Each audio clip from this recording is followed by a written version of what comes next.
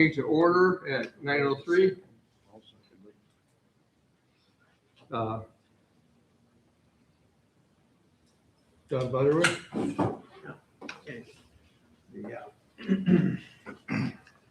Okay, I'd ask you to join me and bow our heads in prayer. Almighty and everlasting God, without whom nothing is strong, nothing is holy, who has taught us that humanity is blessed when people work together in fellowship and community, we pray that your guidance and wisdom would be present in our undertakings, and that your strength and providence would guide our meeting today and inspire all of our thoughts, words, and actions. We ask your blessing upon the work of this association to promote all that is good in the life of our community. Give us, we pray, insight and wisdom to discuss and decide issues responsibly and with respect for ourselves and others, and cause us to remember that we are ever walking in your sight, and that we live to render greater honor and glory to your holy name. In Jesus' name we pray. Amen. Please stand and join us in the Pledge of Allegiance. I pledge allegiance to the flag of the United States of America, and to the republic for which it stands, one nation, under God, indivisible, with liberty and justice for all.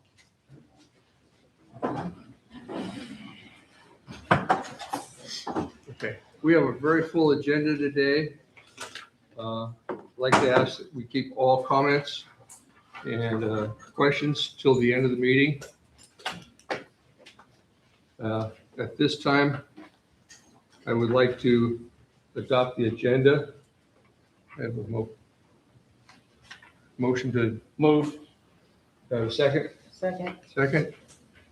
All in favor? Aye. Okay, agenda is approved. Next, we're going to move on to the election of board members. We will start with the president, vice president, treasurer, and then secretary. In the case of a tie, the top two will be selected for a runoff. It'll be the ballot. We'll pass it to Rhonda. She'll tally the ballots and let us know what that is. At this time, we're open for nominations for president. You can self-nominate. I would like to nominate myself as president. I would like to offer for nomination Ann Simpson. Ann, you accept that? Yes. Okay. Okay, we have two nominees. At this point, we'll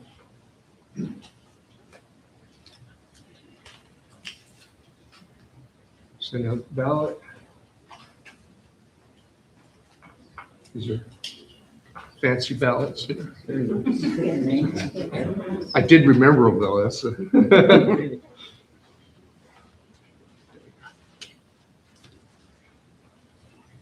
That's pretty cool.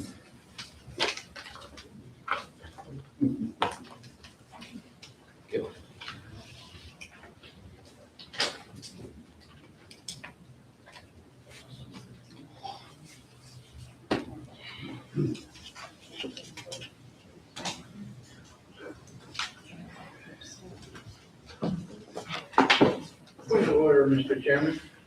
this is no questions. If I This can is be a, recognized for 1 minute. Is this a secret ballot that we're taking? yes, Why is that? Why don't we just? there are no questions at this time.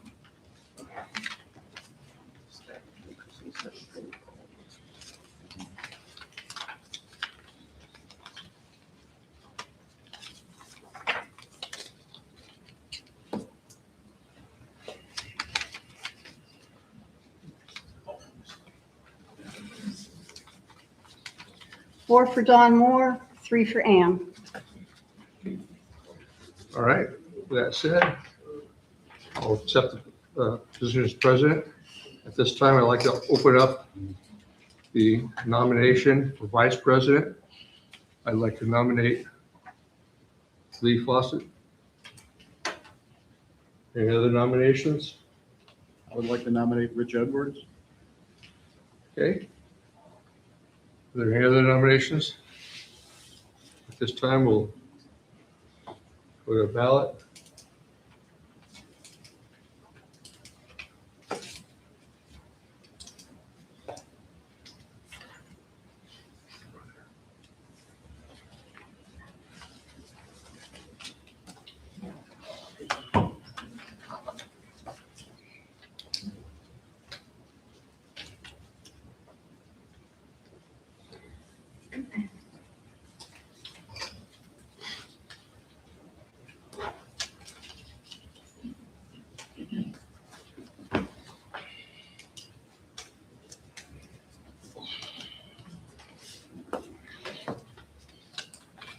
Maybe.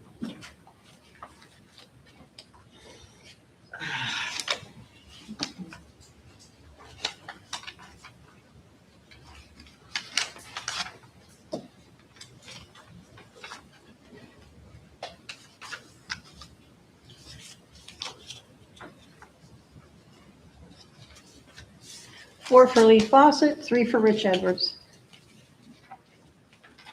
This time, I'd like to say Lee Fawcett is our new vice president. This time, I'd like to move on to treasurer. Floor is now open for nominations for treasurer. Again, I'd like to nominate Lee Fawcett. Are there any other nominations? Okay, there being no further nominations, I'd like to declare it closed. And since only one nominee, I'd like to, Director Lee Fawcett is elected to the office of treasurer. I'd like to open for the nominations for secretary at this point. I'd like to nominate Rhonda Miller. Are there any other nominations?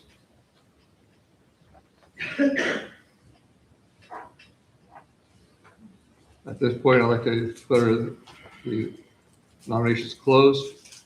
And hearing no further nominations, I declare that since only one was nominated, that Rhonda Miller is elected to the office of secretary. And that concludes our election. Mr. President, I'd like to have a minute for a couple of comments on some of this stuff.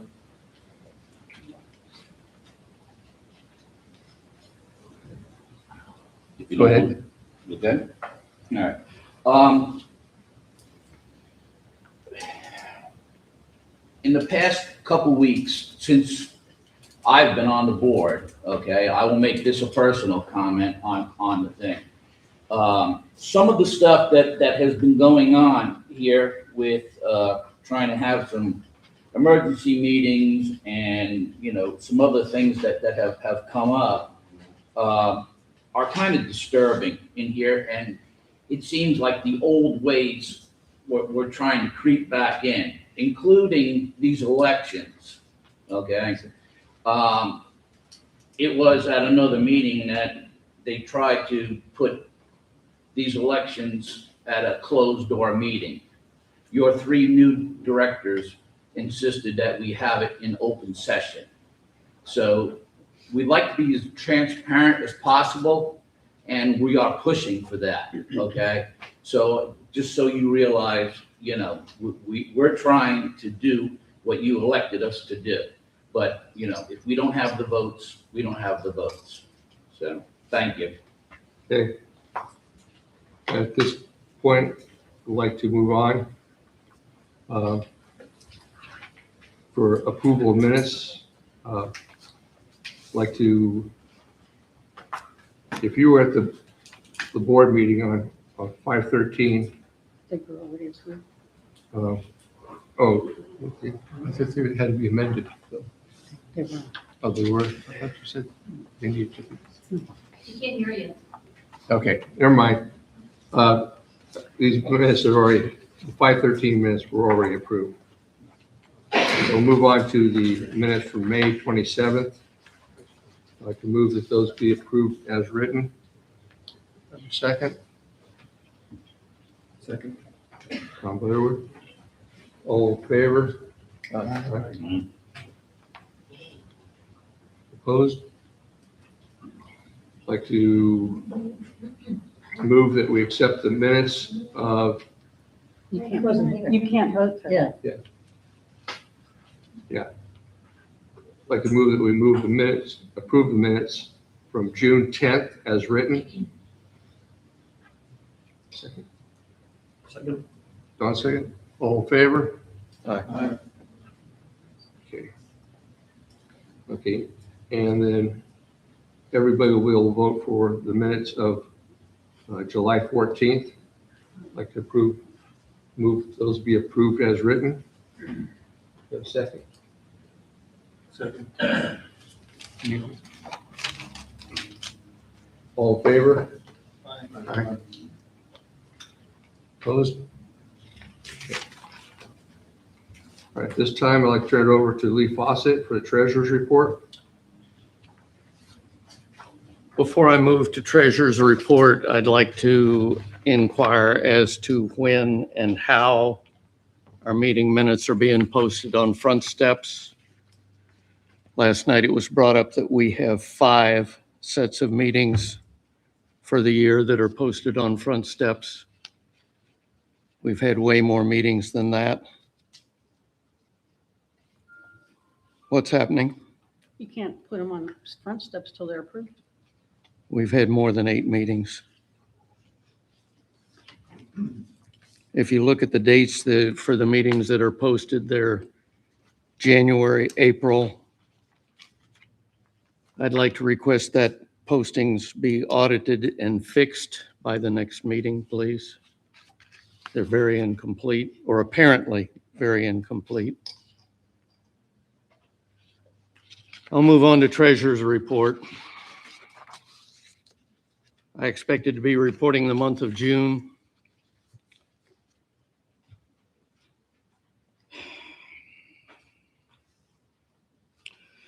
June was due to me on the 20th, which was Monday. 10:30 Monday night, I got an email that says we have an issue. You'll get the report tomorrow. I got the report at 3 o'clock yesterday afternoon. Didn't give me enough time to generate my report, give it to the board for their review, and I'm therefore not going to present it today. There was what I consider an error with significant substance to it. I've called Troon's attention to it. They say they are fixing it. It's about a $200,000 error, so I hope they do fix it. I need for this group to understand that I don't audit these reports. I just look at them for, do they make sense? And a lot of times I find things that don't make sense and have to question them. And my questions of what makes sense and what doesn't make sense, frankly, are disturbing to me. I'll address that at the end of this report.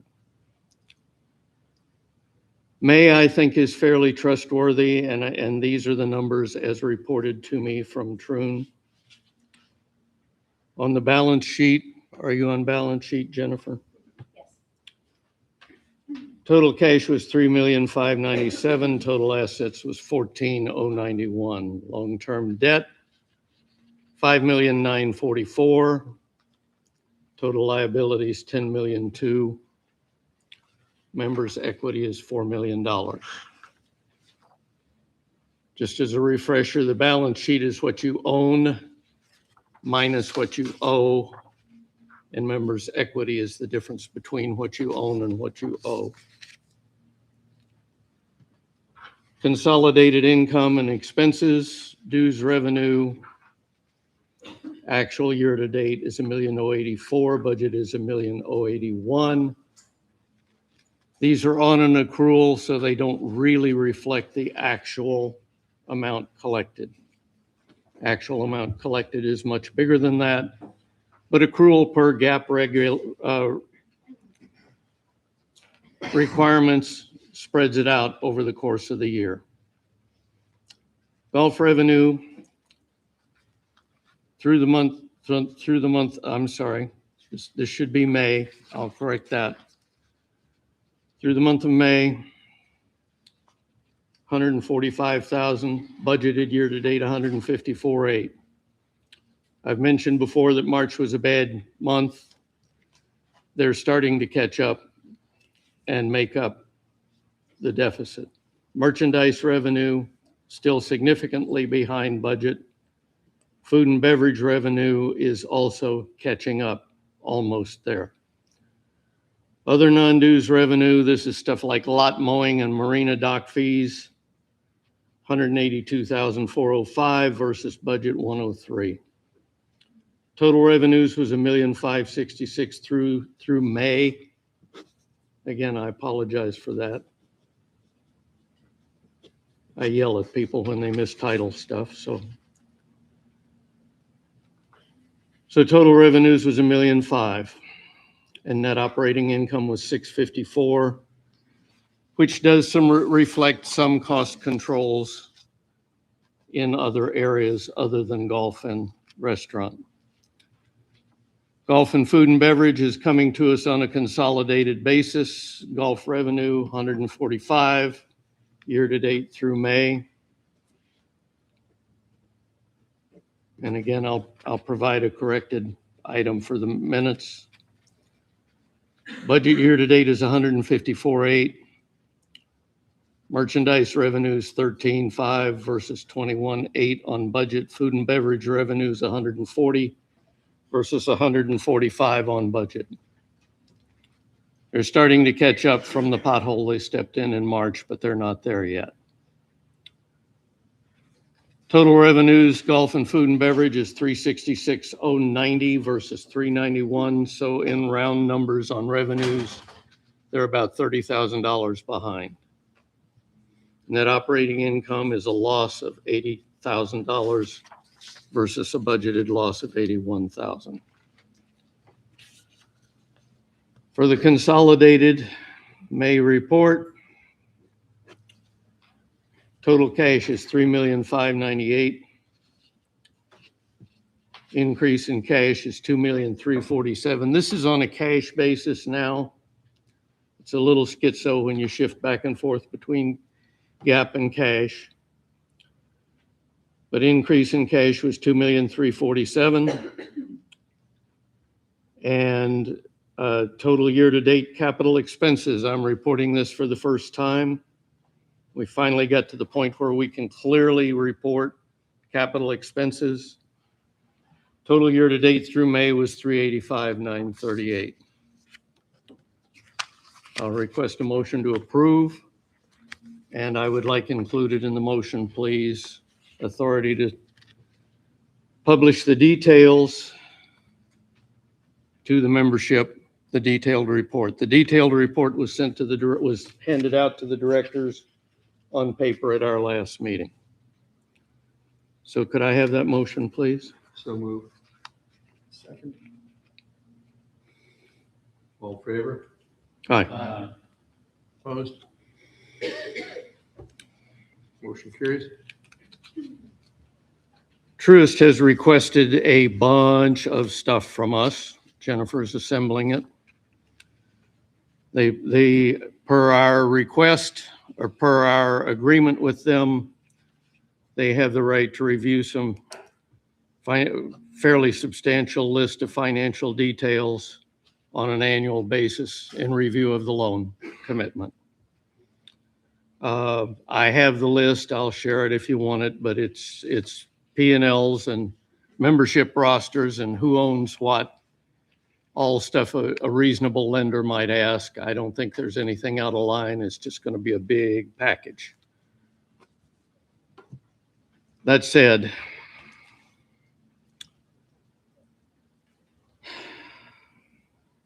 I'm out of patience with Troon. I've received 4 monthly reports. 2 of them have had very significant errors in them. And if I'm finding a very significant error because I'm not an accountant and I'm not an auditor and I don't have access to the details, but if me looking at it points out some pretty significant errors, we've got a problem. There are people working really hard on these reports and they're not getting it right. I'm going to make a motion today that this board require the Troon license or commission a CPA licensed in North Carolina to review our monthly financials before they come to this board. And that CPA review those reports for compliance with generally accepted accounting principles, for compliance with IRS reporting, and for compliance with just basic accuracy.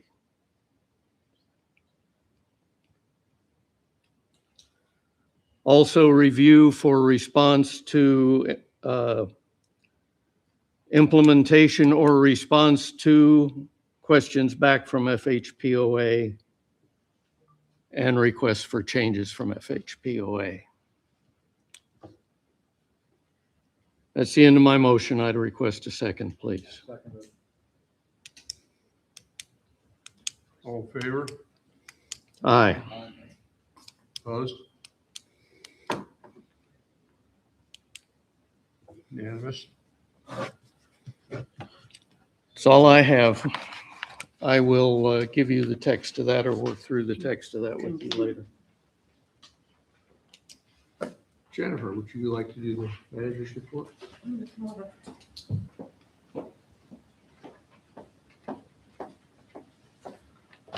Okay. This is going to be a little bit of a big report because we didn't do this last month. So get ready. Okay. Dues collection from this fiscal year starting March 1 to yesterday is $3,779,158.30. That is 96.29% of our budget that's been collected. And we're not yet at the halfway mark, so we will chase that 4% through the rest of the year. Non-dues we have for that same time period is $145,771. That does not include the marinas. In office news, we have made sure that staff has had vacations. Chris Dunn, our superintendent, had a vacation. Will has had a vacation. Kathleen had a vacation. I have PTO coming up from August 17th through 26th. And I'm excited because I haven't gone anywhere in a long time. So it's good. Kathleen and I have a CAI conference coming up in mid-August. It's in Winston-Salem. It's the annual meeting. And we get a lot of training there. So we're looking forward to that. To supply the board with hard copies that were requested of the most commonly utilized documents, Sarah, our administrative assistant, expects to have to do 2 4-inch binders per person, and she's working on getting all those items ordered and copied. I just want to make sure that everybody wants one except for you, Lee. Is that correct? take one on paper. Okay, so everybody wants, Neil, you want a paper? You're electronic. Don, are you electronic or are you Yeah, paper? electronic. Okay. Okay, you're electronic too, Don? Don 2? Don number 2? All right, this Yes. is different. You can put me down for an electronic copy. Okay, it's just a lot. It's a lot. So I'm just making sure that we're not going to do it without need. We did have a letter to the board. The letter to the board is asking the board to reconsider taking up the gates on the ungated areas. As you guys know, that we had put the motor, we had installed the motor on the marina gate last year and a half ago, and in anticipation of putting a gate there, and then that was changed. So the letter basically states, please board reconsider. People moved there because they wanted a gate there, and they were told at the time when the motor was being put it was going to come, and it's changed. So that was the letter. I wanted to let you guys know that. Who's the letter from? It's from Fritz Grill. And Fritz bought over in the area that is in the, I think he owns over in the area off of Lakeview. The security vehicle that we've talked about before, that it's costing too much money to repair. We've gotten some prices in for leases. They range at the high 2s to the low 300s per month. We have quotes so far from Toyota and Hyundai. The other ones haven't come in yet, so I'll have those hopefully within the next week. The third edition of the new beacon, the July and August edition, was delivered the week of July 6th. We did not pay any money for that, which is great. The ads are working and people are utilizing the people that are advertising in the beacon. If you guys have noticed, we have 2 Fairfield Harbor bears in the community. They have scarves on them recently. They have a message with a QR code. If you go up, you can see the message if you're curious. This was an initiative by the Craven Arts Council and then the hospital auxiliary ladies. They volunteered in Fairfield Harbor and they made that happen.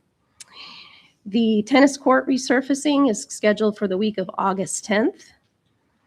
And if they can come earlier, we've anticipated, we told them that they could come earlier because there's no event scheduled for the tennis club this summer in the hot heat. Next year, pickleball resurfacing will take place. It happens about every 5 years. In terms of this building, kind of boring information, but salt was delivered for the new Culligan water system. We're using very little salt, so that's, I don't know if that's a good or bad thing. It's going to not need to be done every month. It's probably going to be less than every quarter. The AC issues we think have been resolved. The thermostats were adjusted so that the humidity did not keep the units on. If you guys have been in here, sometimes the unit was going down to 61 degrees, even though it was set to 70 degrees. So that has been fixed. And we have new AC issues in the Cape Hatteras room. They came 2 times in 2 weeks within a week of each other. They were just called back on 7/14. They're having to flush the lines. They think that because of the construction dust, that the lines are getting clogged, and that's causing the units to just turn off. We've had a lot of issues with the fire alarm panel. So we've had the fire alarm folks come out many times. They had a visit after the 6th visit. They installed an antenna into the attic over in the Cape Hatteras area. It still didn't stop the fire alarm from going off falsely. It was stating that there was a communication error, basically meaning that if we did have a fire, that it wouldn't have been able to communicate to the fire department. So they replaced the whole entire panel on July 9th. So that was no charge to us. It was under warranty because it was still within our first year. We met with the roof contractor. We wanted to have him take a look at where we can add diverters to the roof to stop the sheets of rainwater from falling onto the pavement and kind of also being a danger, especially on where the ramp is. And we found out that there are no places for diverters to go. So he recommended that we get a person for gutters. He's recommended somebody, and I can call for some more quotes for that. The gutters won't be all over this building, but they will be in the places where they're needed. In the foyer near the Cape Hatteras room, there were issues with the wood paneled ceiling. 1 panel fell down and then 2 others were bowing. So all 3 have been replaced, or not replaced, but put back in place by Will. And Wimco, the contractor, is aware.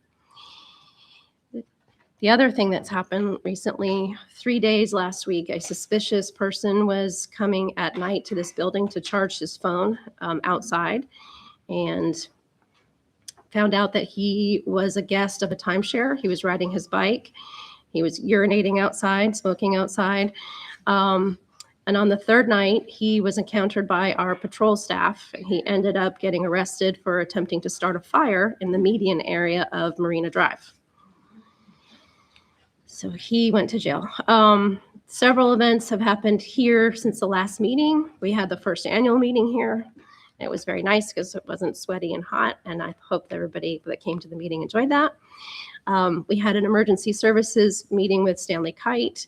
We had a band that was placed outside called Boomerang, and that event went very well also. We had a wedding on July 18th. We had the 4th of July parade and celebration where the Point sold 68 hamburger plates. The trailer parking was completed in June, and now we have to deal with the runoff issue that's going into the Inner Harbor. Stormwater has been involved and has made some suggestions, and I know that Walt Littleton is working on that. The new Fairfield Harbor Portal project for the tag is moving right along, and there's some great things that are going to be in store for the community. So that's on its way. In terms of Harbor Point Golf Club, a new roof for the pool house is scheduled for the week of July 27th.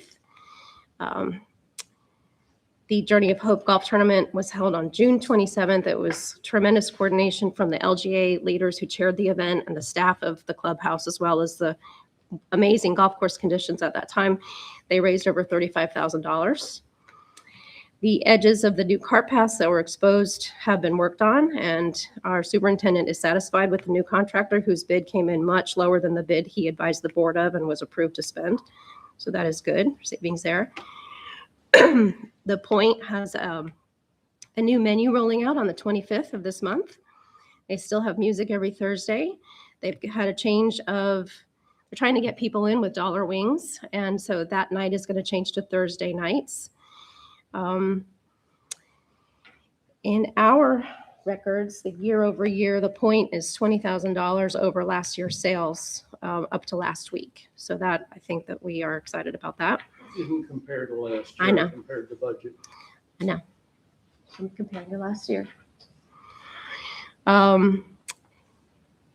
I asked April, our chef, a little bit about, do we have any worry about the lettuce issues that are going on with the produce problems and parasites? And she said that no recalls have been reported in connection to what she buys. She just buys whole romaine lettuce. So I felt pretty good about that. I mean, I know we're all washing our produce very, very well. I don't know that that's even helping at all, but at least it's nice to know that we don't have a recall. The activity center, another building that's over on the other side of the community, we have not replaced, I'm sorry. 2 mini splits were faulty and they were still under warranty for the parts needed. This area was for where Hosted America's fiber network is kept. It has to be kept really cool in there with all the equipment they have. We had to spend about $1,000. It was corrected on July the 9th. The ATM machine. So Truist has an ATM machine on Cassowary, and I successfully negotiated an increase for that property's lease for the next 3 years. We're still waiting for that document to be sent back from Truist legal team in Atlanta. Don't have that in hand yet. Property Control Committee. We have changes on the Property Control Committee. Ray Redness has agreed to chair the PCC due to the resignation of Charlie Henke. And Charlie has chaired the PCC, I think, for nearly 15 years. I could be wrong on that, but I think it's close to 15 years. We certainly have appreciated his tremendous volunteerism and service. The technology survey was sent out on Friday. There's another 10 days for that. So far, we've had more than 200 responses. Show of hands, who's done the electronic survey? Anybody? Okay. Everybody go home and do that survey, technology. Neil is chairing that charge, and we're trying to get a group of people that's going to be able to help everybody that doesn't have access or doesn't know how to have access to all of the POA communications or anything on their phone, on their tablet, on their computer. That help is going to be given, and we're going to do several of those. And that is all I have. The rest is executive session. Thank you very much. You're welcome. All right, at this point, we're going to move on to unfinished business. First item up, the Property Evaluation Committee status. I Lee? have not activated that committee pending an election of officers. If I'm still liaison to that committee, after we meet and assign committees, I'll activate it right away. Okay. Are you still taking applications? Absolutely. Okay. If you'd like to be on the Property Evaluation Committee, and send in your application. May I? Yeah. Charter of that committee will be broadly to assess the 60-plus lots that the POA owns, determine which of them are saleable and under what terms, and make some recommendations to the board about what to do with the rest of them that might get them off the tax rolls. This is an area where we have an unutilized, underutilized asset, and we need to take advantage of it and generate some cash with it. Are they all saleable? No, they're not all saleable, but that shouldn't stand in the way of selling the ones that are available for sale and are saleable. And why are some not saleable? Because they might be underwater. Not to be too glib about it, but that's where they are. So if you're looking for lakefront property, we might have a deal for you. Cheap, really cheap. All right. Next, Neil, I'd like to speak on the land use of the Opioid office. 60 plus.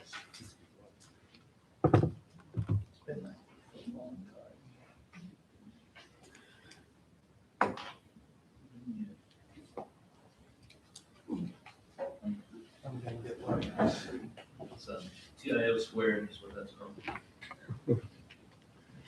Just give technology a moment to work. Does it say it's connecting to just because my computer on it? I think you've got to select the, Yeah, on my screen, I'm seeing your slides. They're up. You're seeing it, but- Sure. Yeah, pull it out. Just Put it back in. yeah. When in doubt, reboot.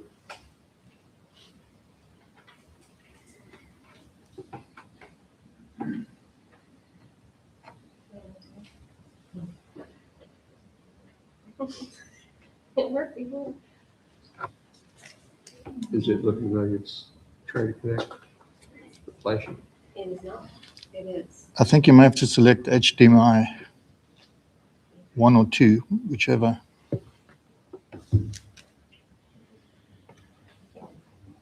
can't see the screen very well, so. I heard that.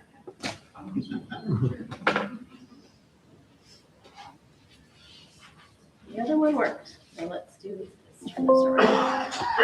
Next iPhone. Okay, so while the technology has been worked on, just very briefly, we're still going to follow the process that we put on our various media, the update, the newsletter, the update, and it was also put on the social media. We just put it on hold because of the elections and because the staff was very busy getting things done for the elections.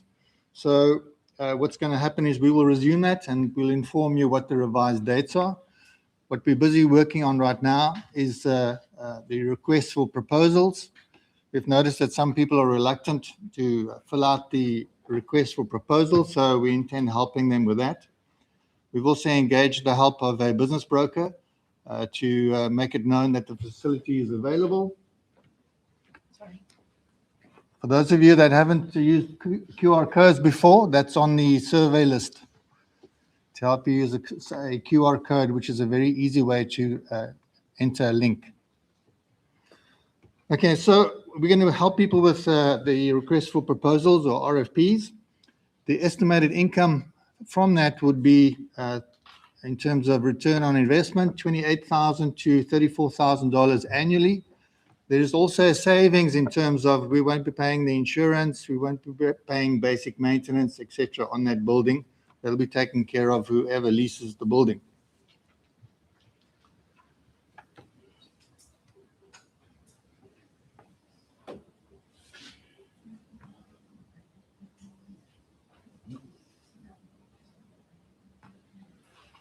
Do you want me to go into communications from here? Yeah, while we, While we're battling with this presentation. yeah, no.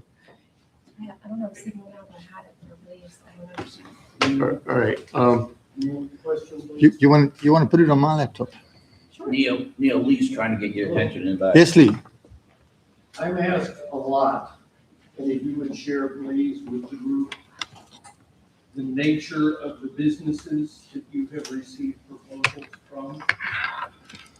Okay, so we've had a proposal from two medical companies came to see us.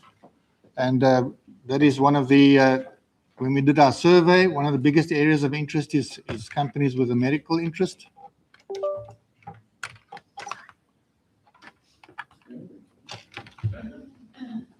There we go.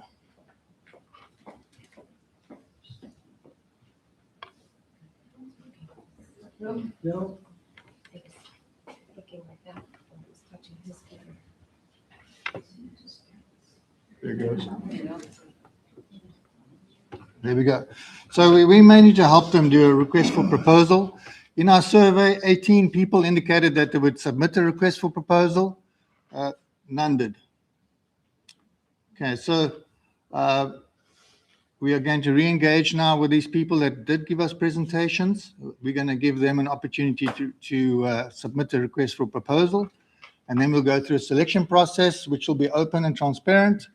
When we get down to the final 2 or 3, we will hold a town hall so that you can hear directly from them what their proposals are in terms of providing facility for the community. How many spaces are we talking about that are available?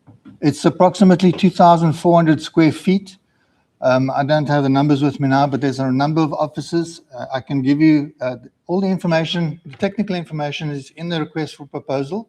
It tells you how many rooms, how many bathrooms, how many storage areas, all those details about the building. Are you renting it out as one? Yes, we'd like to keep it simple and just lease it out to one entity and not complicate our lives by having multiple people. It's the same type of concept as, the hairdressers in the activity center next door, the same concept there, except now they'll take over the whole building and relieve us of that onerous responsibility. What are you charging per square foot? It's in the vicinity of, and Don, just help me out, is it $15 to $20 a square foot? Who bears the cost of any remodeling? They will, but we've stipulated in our guidelines, we don't want any remodeling of the outside, whereas they can do minimal remodeling on the inside. We don't want to spend more money on that building, making it, fit for purpose for just one company. They're going to have to cover that cost. What is that building actually considered? Is it considered an amenity? Because we're paying for it. So Yes, exactly. We're paying for it. It should be considered an amenity. We'd like to reduce and save money on paying for that building. I understand that, okay, but my thing is that we've been paying for it as an office, okay, and it's an amenity of the association. If it's an amenity, okay, amenities in here are supposed to be private. It's pretty clear in the DORs, okay, and if that's the case, okay, then open to the public businesses are not allowed. And I'll tell you about the hairdresser since you brought it up, because I was here when they purchased that other building, okay? There was a very big conversation about the hairdresser because everybody was, they knew that they really couldn't keep that hairdresser in that building because it was open to the public. It just didn't serve the property owners in here. It was open to the public. And since it was open to the public and we're supposed to keep things private, there was an issue. The board was kind of scared at the time to go against all the ladies in here, okay? Because if they got rid of the hairdresser, all hell would break loose, okay? But I think because they had originally, okay, there may have been a small loophole here, and I'm not positive about this, but since they already had a contract with the previous owner, which was Garris, you could say that they were grandfathered in. But right now, I don't think there's any grandfathering in of opening anything more of our amenities up to the public. Well, I'm sure you'll agree that the public is really benefiting from the hairdresser, and we would certainly benefit from other facilities as we've got their feedback from the community in the survey of the types of businesses they would like to have there. So, we'd like it to be put to good purpose We'd like to save money on it, and we'd like to provide a facility that other people can enjoy as well, like a medical facility. So one concern about that, whether this is an amenity, is the liability of people coming in and out of that building. Who is responsible for that? If there's some concern about whether it should be open to the public or not, and that's just a question for consideration. Yeah, the clients would be the community. Just like the same concept as a hairdresser, she serves the community. And we've made it quite clear in our guidelines, what we want and what we don't want, because we don't want a situation where someone runs a business that a community does not benefit from. Isn't the golf course an amenity? Yeah. And if so, what's the difference between the golf course and that building? We're renting it to the public can come and play. They can play there, why can't they go to that building and go to doctor or whatever? Well, they could, but the priority is the community. That's why we make a decision about who gets to use that building. The community comes first in that consideration. You can't violate the DORs. Unfortunately, that's what's been happening here too many times. You know, we need, these documents are our rules. The board cannot change these by any means. The property owners can, okay, but the board can't. So, you know, I don't know, you know, where you want to go with this, but the bottom line is that it's an amenity. The golf course, same thing, basically, was bought under the thing. They've been getting away with leaving it open to the public. Your hard-earned dues money is going to subsidize the $600,000 loss for a public golf course, okay? It's not a public golf course, it's a golf course for all of us. Yes, but it's open to the public. So that's bringing money into No, the. it's not a so what. Put in order. So, but anyway. All right. You know, it is So what it if- is. I'm just telling you. It would be helpful if you could show us in the DRs where it covers that particular building. Okay? In the meantime, we want to save the community money. We want to prevent any unnecessary dues increases. And this is a way of generating what's called non-dues income. Because we've got a lot of projects to do. We've got to move the maintenance center. We've got roads to pave. We've got cart paths to pave. There's a lot of needs in the community. We'd like to pay for it. We paid a lot of money for the boat ramp parking, and those are the types of things that we need money for. And you'll see later, we've got some more projects in the pipeline that we will need money for. Okay, would you like me to cover the communications now? Or do you want to just change Yeah, to the next item on the agenda? It's up to you. go ahead and do communication. Okay. While you're up there. So in terms of communications, you've heard from Jen. We've got a survey for 2 technology surveys. We want to make sure we have maximum participation. So we are going to plan one for during the day and then one in the evening for the people that can't make it during the day. For that purpose, we are surveying the community to see what are your needs. Would you like to learn about QR codes? Would you learn about how to make particular Facebook sites, how to join them? Every which way possible to get information about the activities in Fairfield Harbor. Now, once we get your inputs, we will schedule those 2 seminars.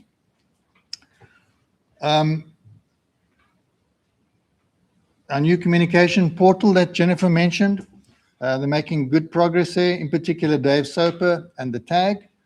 What they've done is they've loaded all the documents that we use in the harbor for you to access when the portal goes live. The portal is basically just a server that sits inside the harbor, and we don't have to pay external entities to host front steps. We don't have to pay subscriptions to use SurveyMonkey, that type of thing, because it'll be able to handle that. All our surveys, all our voting, so we don't have to pay other people or third parties for that. So what's going to happen next is they're loading all the user data so that once you register, you don't have to fill in your information every time. And you'll be able to sign in, and we make sure it's residents only. At this stage, they expect to go live on the first iteration in about 30 days' time. So in about a month's time, we'll be able to start using that. Just to give you an example, we had to upgrade our subscription for SurveyMonkey, which costs a lot more, in order to do our survey that we just had, because a basic subscription doesn't cover all the things that we want to do and ask. So how much is that gonna cost us additionally? That already has. No, it's not going to cost us any more. What we have is opportunity cost savings, which is a savings on all those subscriptions. We have our own server here that will do that. We've got people writing the code in order for it to have full functionality for the things that we need it to do. And you will be able to access all the documents through that as well. Okay, so we've spoken about the beacon. It's doing very well now. It's self-sustaining. So that's the good news. We do require inputs for the next one, which is September, October. This is the email address that you can use to give your information. We'd like to hear from residents. And then lastly, there'll be a Fairfield Harbour Communication Group a meeting coming up soon, where we hear from all the social influencers and all those involved in spreading the message about Fairfield Harbour activities. I think they've done a superb job. We've asked them to please help with our branding and please help with advertising all the activities that are happening in the harbour. And they've really stepped up to the plate. And we've seen a lot more advertising for activities, especially for the Point Restaurant. The Point Restaurant is doing far better now because there's a lot more people going there. And that's thanks to, I think, all the trouble that they've taken to advertise every event, every activity that's going on there, not only in the harbour, but obviously in the Point Restaurant, and also activities on the golf course. So thank you to them. They've done a great job stepping up. We will hold another coordination meeting very soon, possibly next week, if that suits everybody. Okay, you want to go into your point? Okay. Move on. Like to, now I sent out the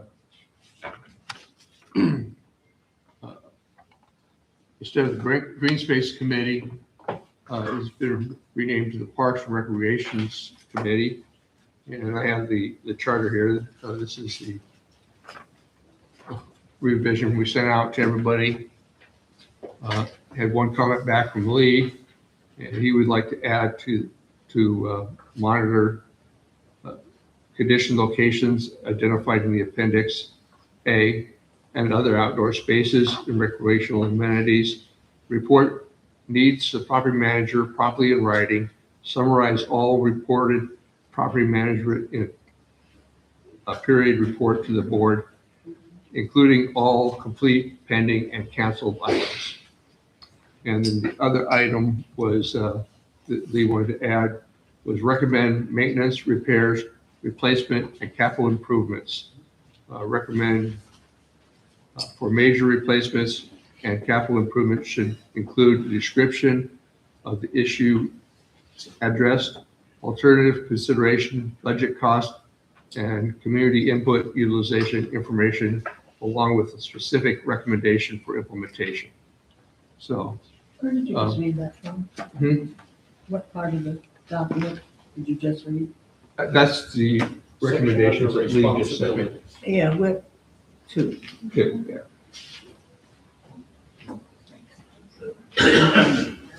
yeah. So, what the property, Parks and Recreation is, would be tasked with would be input to the board in the creation of a land use plan for Fairfield Harbor parks, open spaces, and recreational properties. So at this time, I'd like to move that we approve. I got a couple of things that I got a problem with here. First of all right, the property that we have is parks and recreation, and a lot of it was 385, okay? We have no protection on that from it being developed at this point in time.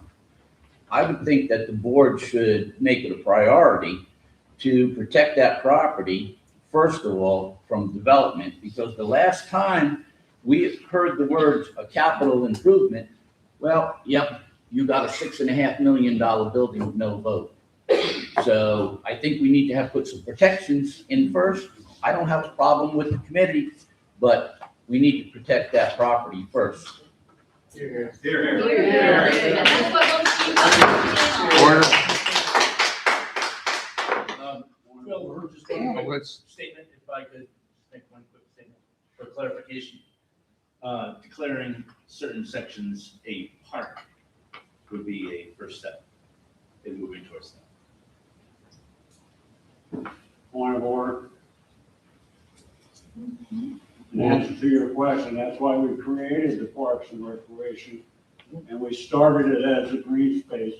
So if somebody is managing it besides people just riding by. How Yes, you guys want to manage it is fine, but we have to have somebody that's really looking at this stuff and taking care of it. like I said, I don't have a problem with the committee, okay? What I'm saying is first, we need to protect it, to put it under protections of, like we used to have with it where it was under Exhibit E, where it was recreational purposes only, okay? And if you want to go outside that after we put the protections in, then it requires a vote of the property owners to change that. So this way, you got to remember, go back a couple of years, there was a proposal to put, well, patio homes on there. There's no protections on this property. That was the first step, was to get somebody to notice that as a group, instead of individuals complaining. We have a group of people now. So move forward from the board to the committee and make that happen. Ann, go ahead. I'd just like to ask whoever, I guess it's Charlie, what happened to the green space? Green space, parks are a lot of things. Green space is a specific thing. And Walt to say that no one will take care of it if it doesn't say park. I don't think No, it's I a fair. didn't say that. What did you say? I said that we needed a group to manage the Parks and Recreation for the board. Okay? Excluding the green space? No, any POA property that is considered POA property and not, green space is part of it, Redstone Park is part of it, anything that's I just not. don't see green space here. Anyway, What was We, decided, we defined what sections of green spaces that we would be first given responsibility for watching over and reporting to the board and to the property management on.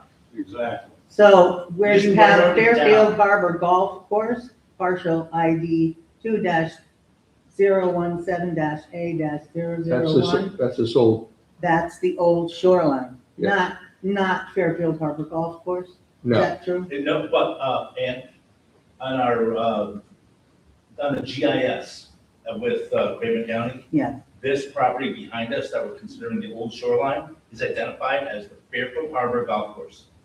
For purposes of speaking to people that live here, I think it Right. would be easier to put the shoreline golf course. Absolutely. Quotes, for Or, purposes of the GIS, da-da-da-da-da-da. right, but what, the reason that list was there specified basically the properties as legally described, if you will. Can you legally someplace in this document, if you would, define green space as well? Because green space to some people is very important. And I feel as though it's been pushed aside. And I want to make sure that the people that have indicated to me that green space is green space and it should stay that way. If you could, I don't know how to. as simple as a definition, What's the definition of I green don't know, space? I'd have to look it up, but Google it, I don't know, Chair, off the top of my head. Look, can I Neil? just suggest that perhaps Anne should be the liaison to that committee, and then you can work closely with Okay. it. Fine, Correct, yeah, Right. absolutely. okay. I would like to make a motion, though, I think that we take steps to protect that property on a better level than just what it's at now, where anybody can really, you get a board that is not as concerned about the spaces we are, okay, then things can change very drastically because it's not under any protection. So I would motion that we move forward to try to put some protections in place on that. Okay. Yes, absolutely. And Ann, I Googled green space, the definition of green space. And it says green space encompasses a wide variety of environments that serve different community needs. Common types of green space, parks and recreation. Publicly accessible land set aside for physical activity, playgrounds, and gatherings. Conservation areas, undeveloped protected natural landscapes provided to maintain biodiversity. Greenways and corridors, linear paths such as trails, canals, or disused railway lines that connect different parts of a community. Institutional grounds, landscape spaces or higher education campuses, botanical gardens, or hospital grounds. And agriculture and private spaces, community gardens, residential allotments, and greenways.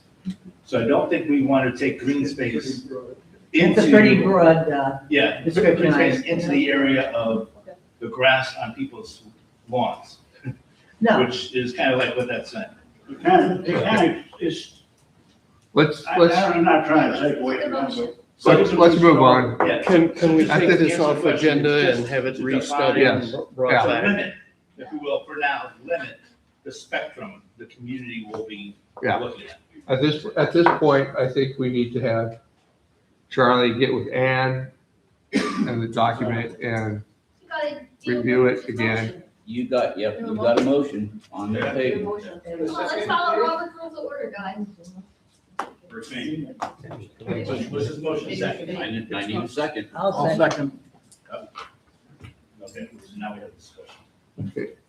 You, all right. They still have to follow Robert's rules. Why we were in the position we're in. I guess I've had a comment. Okay, at this point, we're going to discussion.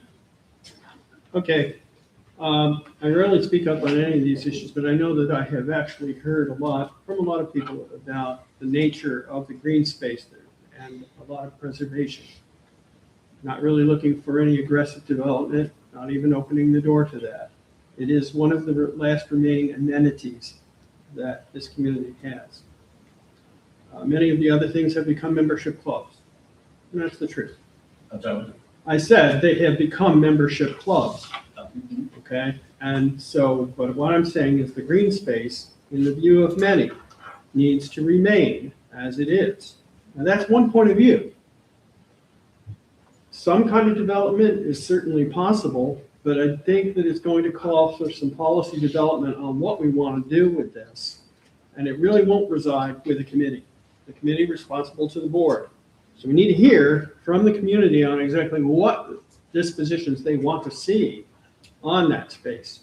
Because right now, I don't think we know. And I don't think that I'm going to leave it to a committee to decide what the shape and development of that ought to be, because I think it rises to the level of a referendum. Okay, are there any more discussion from the board? Don, if you read the charter, we're just going to be providing information to the board, or if Lee's Yes. modification is adopted All right, to the board. let's move on. Let's, I have something that I'd like to add. You said that you don't know where the community stands. We've had 5 elections, and each election, we've gotten more and more people backing the people that ran. Ann, Don, Lee, Bill, and Rich, they all ran on keeping that as space, as green space.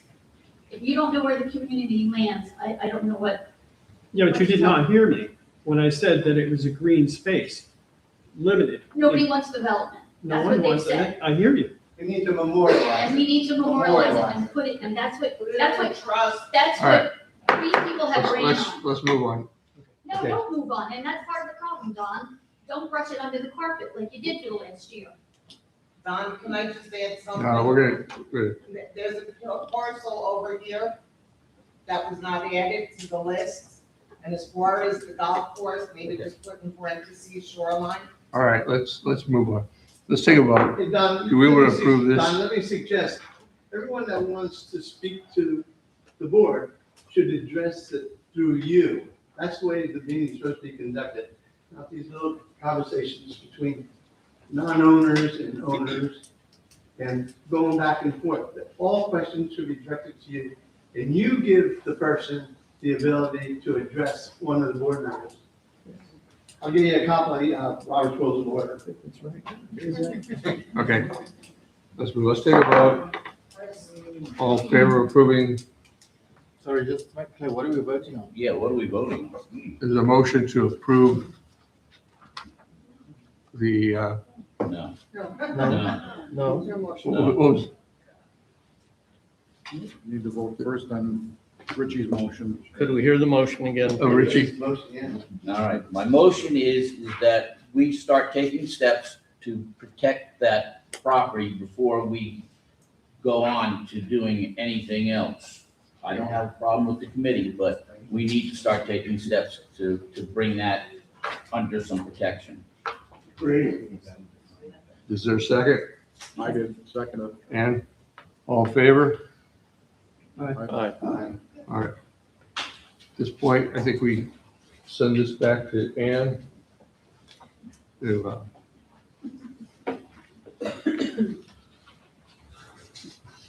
All right. Moving on. Harbor Club parking lot lights. I have.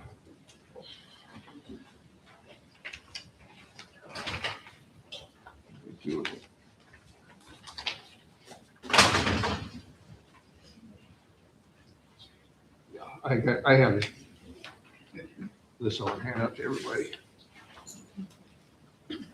This is a diagram got yesterday evening.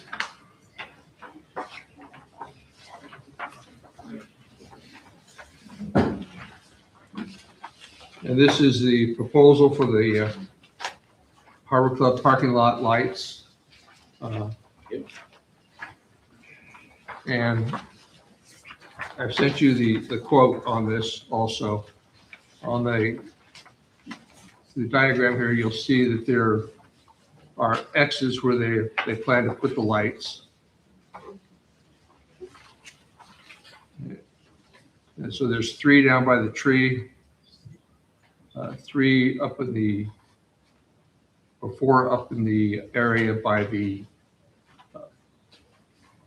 parking lot. There's 2 in the turnout area, and then 5 along Pelican Drive there. The quote was $98,000. 89. I'm sorry, correction, $89,000. And at this point, Lee, if you have no objection to the price, if it's within budget, I have no problem with the money. okay. All right, at this point, I'd like to make a motion that we accept the bid. I have a question. Who is this? This is You get 3 bids? Parsons Electric. No, there's only one bid. That's why I have a problem with it. Well, we went out for many, and Parsons was the only one that responded. Wow. What's the height of the poles?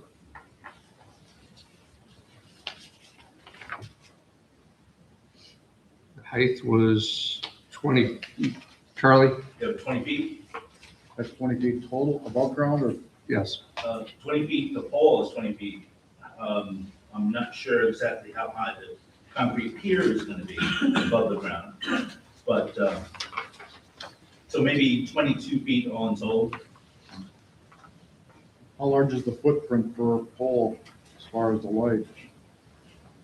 As far as on the ground, or No, as far as the coverage, the lighting coverage area. it covers about 5 spaces wide, and it could provide enough light to light across the 2 parking areas of what we call the event parking lot out here on this side.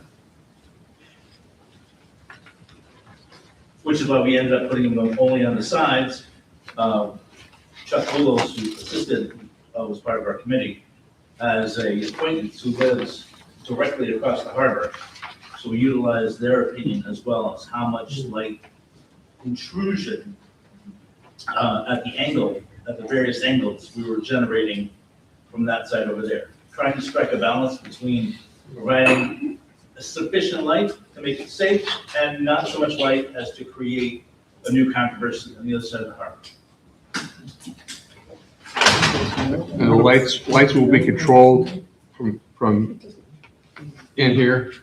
The proposal, what we did was we stated that we wanted to have the ability to control each lot, or this lot, what we call the event lot, which is the 2 paved parking areas on the side of the building, the gravel boat launch parking area, and the 2 lights that we're talking about putting on. I call it the island, like a drop-off, drive, pickup area out here. Each one will be able to be operated independent of the others. How many lights by the, I don't see any X's by the boat ramp. There's none by the boat ramp. Trees. They're by the trees there. They're very hard to see on this. Yeah. Um, As it exists right now, we have none on the boat ramp.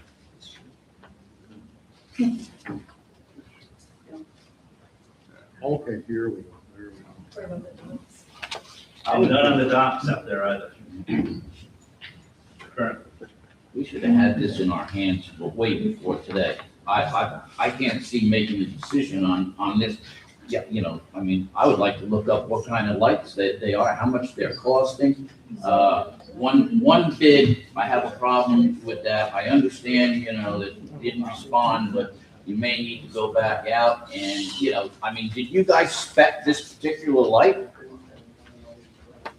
Did we spec the light? No. No. So somebody, okay. So, We looked at, what we looked at a have, couple of samples, and of the samples that Resolve Electric / Carson's Electric, who's actually gonna be doing the work, had available, that was the one that we chose that provided the most amount of light with the largest coverage, and also had the ability to angle the fixture so that we could beam it to try to provide enough light for the lot without creating, you know, light pollution across the harbor, so on and so forth.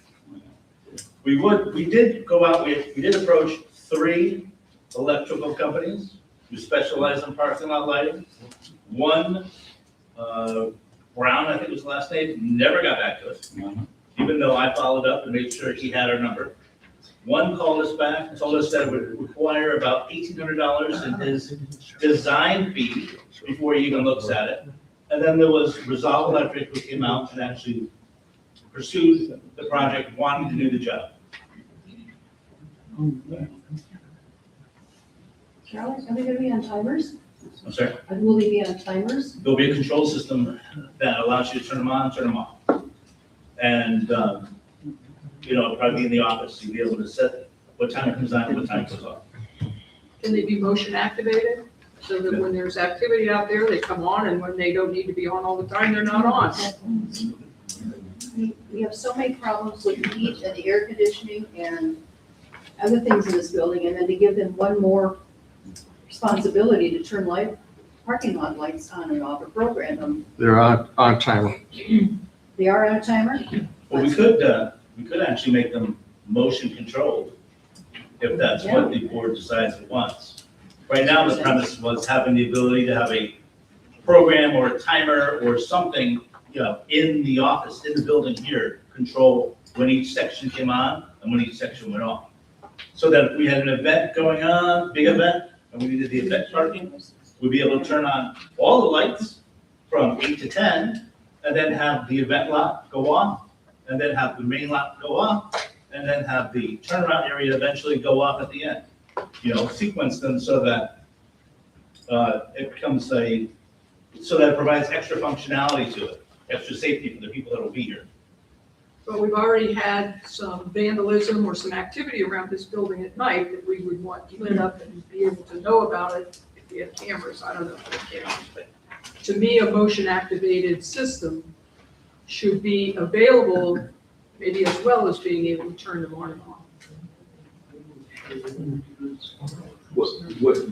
Where are they going to tap off for power and stuff like that?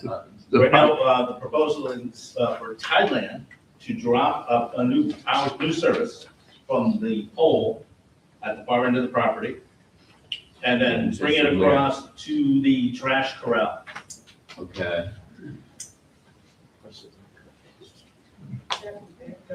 Charlie, how long have you been working on this project? Probably 4 months, 5 months now.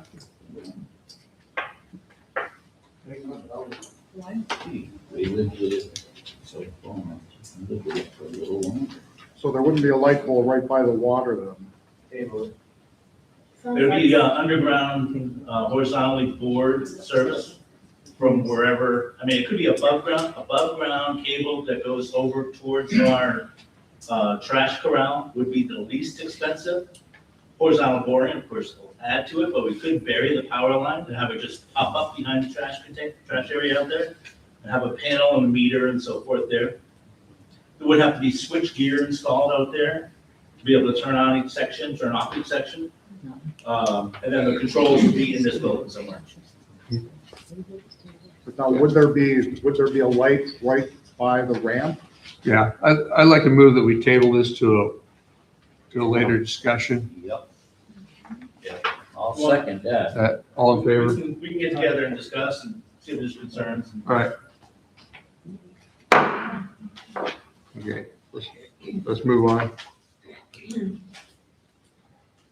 All right, on the litigation updates, just like to say that on the Ritter et al., that was in the deposition phase. There's no new information to put out.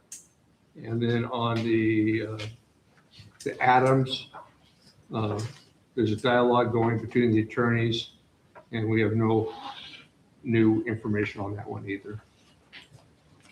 Moving on from there. At this point, Lee, I don't have an audit update. okay, there's no audit update. Okay. Neil, you want to speak on the maintenance building? Okay, just an update on the maintenance building. The reason why it needs to be moved is for a number of reasons. The biggest one, of course, is the heightened risk of flooding.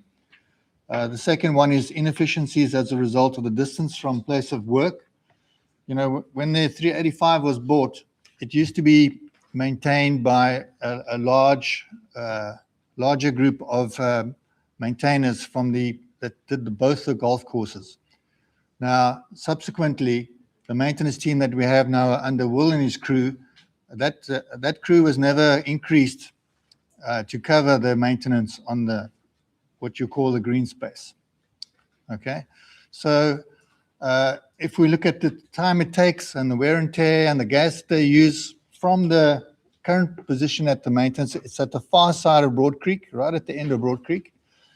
They're probably spending, you could save about 65 to 75% of their travel time if we moved them to where the Hosted America site is. It would make them a lot more central, and they'd have a lot more time at their disposal to do the maintenance. The building is essentially 2,500 square feet. We're looking at two smaller buildings to cover the needs.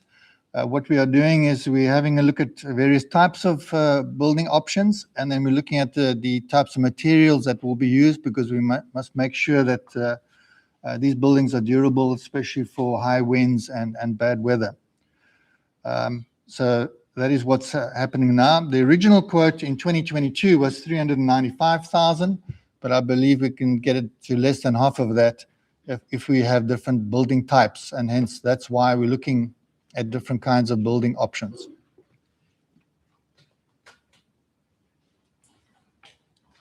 What's next on the agenda? Next on the agenda, I'd like to jump back to the committee reports. I missed, we have two applications for committees, and one is for the Covenant Enforcement Committee, Karen Kimball. She's been resident for 5 years, 11 months. She's been approved by the Covenant Enforcement Committee, and they have sent it on to us to ask that she be a member of the committee. At this point, I'd like to make a motion that we accept Karen Kimball as a member of the Covenant Enforcement Committee. And second it, all in favor? Aye. All opposed? Right. The second one I have is Hunter Bato. If I got that wrong, I'm sorry. It's for the PCC committee. The committee has, he's been a resident for only a year, but he has good qualifications. He's been in the industry for 48 years. So at this point, I'd like to make a motion that we accept Hunter Bato to the PCC committee. And a second, Is this a non-voting member? Non-voting member. non-voting member. They never start out as voting members, Richie. They don't start out as voting members ever. So, oh, do I have a second? Second. And all in favor? Aye. Opposed? Thank you.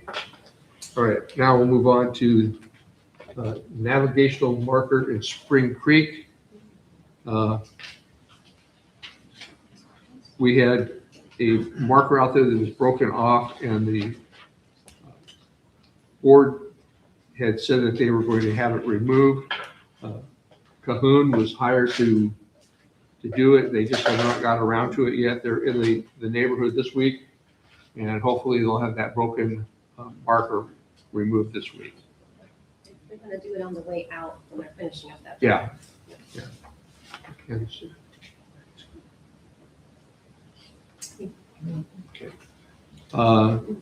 Next thing on the agenda is the CWS easement down at the maintenance building lot down at the far end of Broad Creek. We've been using a part of CWS's property, and we're looking to get a formal easement with them. And it's been right now the survey's been done. Survey's been done. They are getting it drafted, and he thinks he'll be done with the final touches today. Okay. And then we'll pay him and get it. Yeah, so this is just an easement so that we can continue to use that property without a problem. Neil, you want to talk about the boat ramp, porta potty, and your visions for the future? So has anybody used the porta potty in this hot weather that we've been having? It's not a pleasant experience, right? And it's decidedly nasty. So we're looking at some options to make sure that we have a restroom. The idea is to have a unisex restroom. In other words, it's only one restroom. It's not one for males and one for females and the other 100 genders. We want to make sure that it's ADA compliant. We want to make sure that it's family friendly so that you can take the kids in there for the people that walk on the shoreline pathway. And we want to make sure that there's water fountains outside so that if anybody's thirsty or the dog's thirsty or the kids are thirsty, we can provide water. The idea is to create a facility rather than only a restroom that's used by the boaters, but by everybody around here. I'm talking about the marina. I'm talking about the people that use the cart barn, the people that use the amphitheater, and the people that use the pathway. And if we put one up, if you have a look outside here, there's what's called a deer stand. Okay. The idea is to have it just in front of that. Currently, it looks like this. And the idea is to put it in front of that so it doesn't block any view. It's lower than the Harbor Club, so it doesn't block the view from the Harbor Club. It's high enough for a sewage pipe to run to Pelican. the advantages here is that we have electricity there, we have the water from the marina, and we can dig a trench along this road here to Pelican for the sewage. So when it comes to utilities, it's the easiest way to do that. The cost drivers, there are many. How big it is. As I said, we only want one restroom. It must be ADA compliant, which is for people with disabilities. The other considerations, we wanted to match the Harbor Club design, and we wanted to have it durable and long-lasting, in other words. And of course, we want heat, insulation, and airflow. With electricity, we can have a extraction fan going and the air flowing inside there. If we look at the ballpark costs, and these are only ballpark figures, the worst case scenario, it could cost $39,000. I would recommend a prefabricated outdoor. That image that you saw is a prefabricated model that's used for kids' play parks and areas. So it's family friendly. It's an existing design, and it's sold as is. We just indicate what kind of facilities we want attached to it and what our own unique requirements are. So that'll be a lot cheaper. It's between $5,000 and $15,000, depending on the size. Then there are estimates for site preparation and foundation, electrical and plumbing rough-in. As I said, the utilities are right there. And then permits and inspections. And of course, the total range, it should cost somewhere between $17,000 and $20,000 all told. Okay. So this is what we're looking at. Obviously, we'd like to see community input. Do you think this would be helpful? Do you think people would use it? The idea is to have it open 24/7, so you don't need keys to get access to it. The cleaning crew that does the bathrooms inside this building will be used for that too. Yes, ma'am. If you said one restroom, so it's only one stall, not two stalls? Yes. It's a family store. Building of that size, why would you not put at least two stalls? Because if it's going to be used when you have concerts here and people at the docks and boaters and bicyclists and everybody, I just feel like one stall is too small if you're going to go to this. If we're having concerts, this building will be open, and all the restrooms in here would be available. But people will still use that. They'll still use it. Yeah, because it's right there. What would be the difference in cost, do you think? I can look at that. I think it's a good idea. If you feel that we should have more than one stall. I just think that if you're going to go to the expense of putting that up, that having two stalls versus one stall, probably there's not a huge cost differential. So what I will do is when we go out for quotations.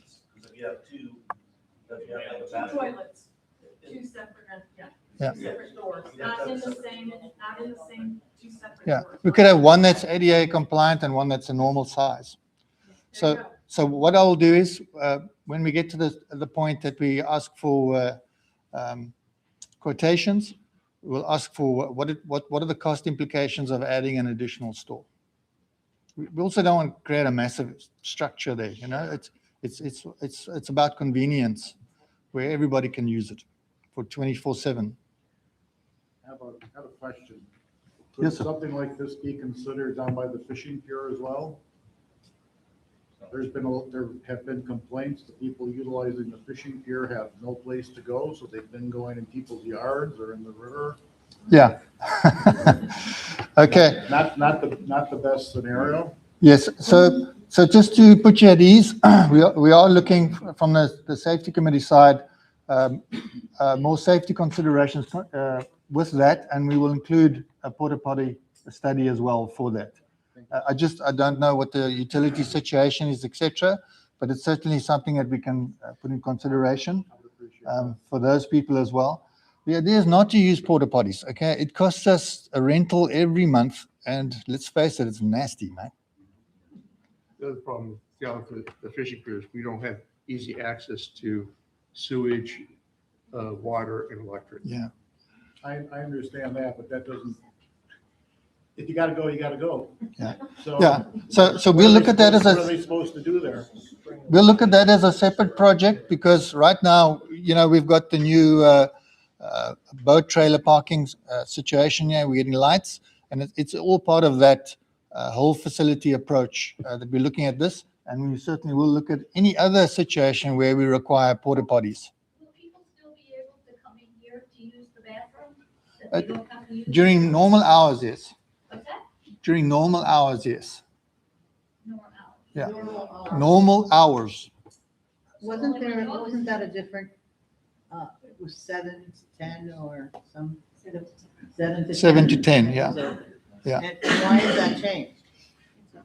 It has not changed. It's not changed. No. So it's 7 to 10. No, this is a 24/7. You can use it anytime. And you don't need keys, you don't need access. You just use the bathroom when you need to go. You go when you need to go. Yes, ma'am. Can you get in there and lock the door? Somebody can come in. Yeah. Security point? Yes, Two yes. stalls in there, anyone can come in. Yeah, of course, of course. Just saying for the security. No, of I would course. still say for using it, if I could go in. Yes. Close the door quickly and get out. Yes, no, we will, because we decide what fittings go in there. Okay? Yeah, I can assure you, we'll be allowed to do that. All right, Neil. Thank you. We have a question. Yes, ma'am. The fishing pier area, is that still open to the public? At the moment, yes, we're looking at that too, because there's some bad behavior going on there. Porta potty, then you would have, anyone could come in and just use that as well, so that's something I think that should be taken into consideration. Yeah. No, we could look at an arrangement where the residents know what the code is on the door to use it. So we don't have, all and sundry. The problem is that there are people using it that are not supposed to be using it. The residents, once again, are the priority. Thank you, Neil. Next, we'd like to move on to the Marina Drive, Harbor Drive, or Harborside Drive. The gate down there. We'd like to set a date for a town hall meeting with the residents down there that would be affected by a gate. I was looking at August 12th. Does anybody have any problems, conflicts with August? As far as I know, no. Okay. Well, You're cool. Are Cool we parts, talking about the gate on Marina Drive? Yes. All right, Jessica, Jennifer, I thought we had already crossed this bridge. Are you moving it to Harborside and Lakeview? This is the discussion that they're talking about at this. at that- Okay, at that because I time. have the minutes from when it was agreed upon that was only here, supposed to be used where for public residents. And there's businesses again down through there. 2 associations that don't pay POA dues and 3 businesses. They know, Ginger, yeah. So this is going to be a town hall meeting to discuss all that. And we're, and a survey of the residents to see who wants it, who doesn't want it. There's different voices down there. We need to hear them all. So, 12th. Okay, let's schedule that for August 12th. And let's, can we get this room? Is it available?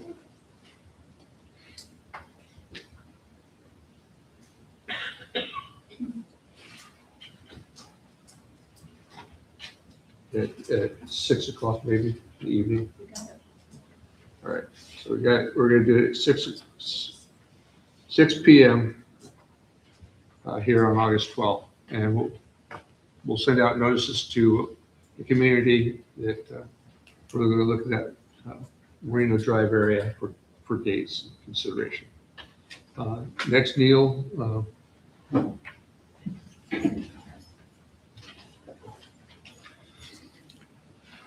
Okay, this is signage concerning the 9/11 memorial.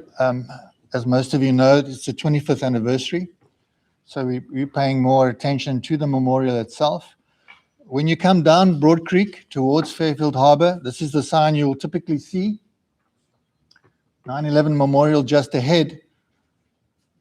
But unfortunately, there isn't another sign to tell you 9/11 memorial is here until you've driven past. Okay.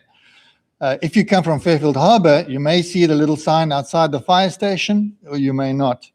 So the idea is to put up a larger 9/11 memorial blue information sign directly opposite the memorial so that it's clearly seen and clearly visible and clearly posted. The proximity of it will be this side over here. So it'll be slightly before, and it'll be pointing with an arrow to where the 9/11 memorial is. Does anybody have a question about this? What size is that sign gonna be? It's going to be the size of a normal information stand, about this big, in blue and white. Maybe 20. It'll be a metal reflective one. Do we need approval from state for that? It's our property because it's just inside the gate. No. No. In that county road? That's, yeah, it's state county or state road. Okay. yes. So we may need approval then. Yeah.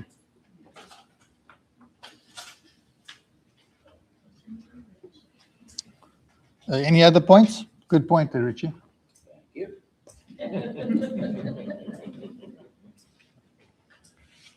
Okay, thank you. All right, you have anything on the policy, the sign policy? That was all you had on signage, right? Yes. Okay, all right. Okay, we'll move on to new business. Richie, I'll let you head off. This was for resolution 2023-04. Yes, resolution 2023-04 is about a non-disclosure, and also it takes in some of the, and I probably don't have my copy of it on the thing, code of conduct, okay?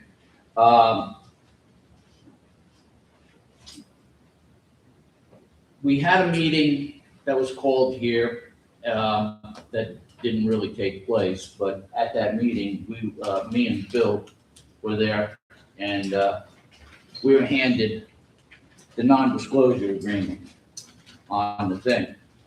I knew in advance that basically I was not going to sign a non-disclosure agreement, okay? I've known in advance that basically the former POA attorney had said that nobody can be made to sign that. And the document was slid across to us stating the following, that we could not stay in the meeting if we did not sign it, which that too is not really proper.